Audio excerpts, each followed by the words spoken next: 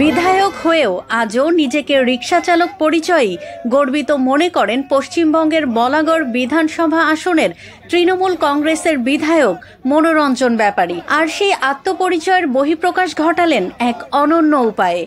দামি গাড়ি নয়, রিকশা চালিয়ে বিধানসভায় পৌঁছালেন তিনি।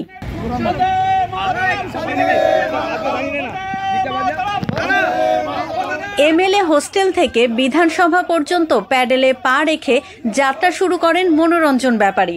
খেটে খাওয়া মানুষের প্রতিনিধি হিসেবে নিজেকে তুলে ধরতেই তার এই ব্যতিক্রমী সিদ্ধান্ত।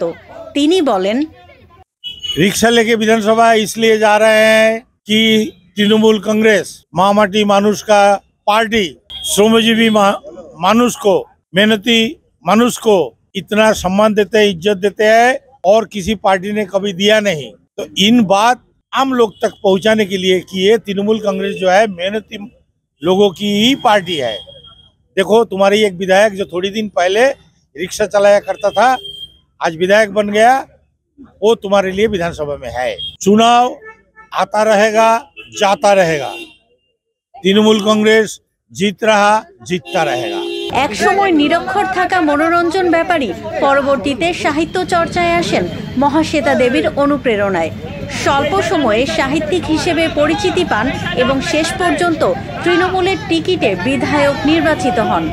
তবে তার এই ব্যতিক্রমী কর্মসূচিকে বিরোধীরা নাটক বলে কটাক্ষ করেছেন।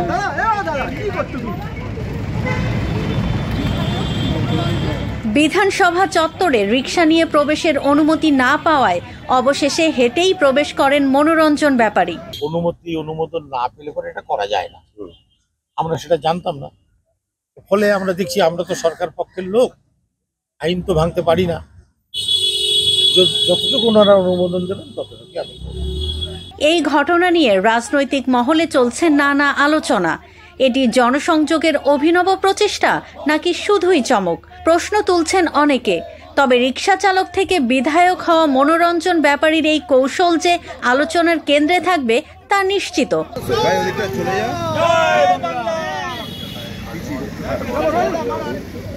কলকাতা থেকে সুচরিতা কংসবণিকের তথ্য ও ভিডিও নিয়ে রিপোর্ট risingBD.com।